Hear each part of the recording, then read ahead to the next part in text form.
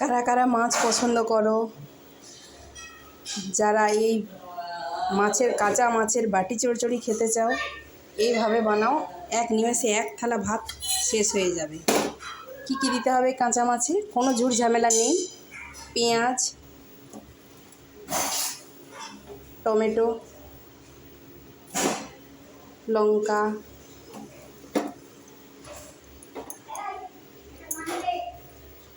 সর্ষে বাটা,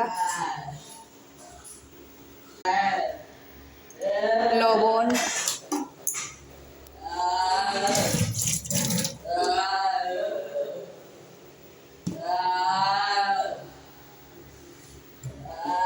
জিরে গুঁড়ো, ধনে গুঁড়ো,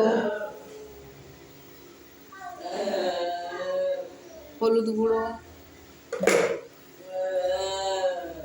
কাঁচা তেল, সরিষার তেল।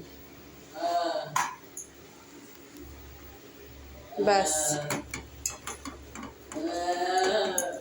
ব্যাস ব্যাস এই দিয়ে এরপর বসিয়ে দেব।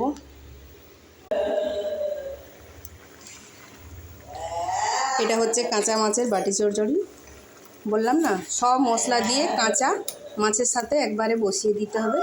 ফুটে ফুটে শুকনো হয়ে মরে গেলে জলটা, নুন ঝাল স্বাদ মতো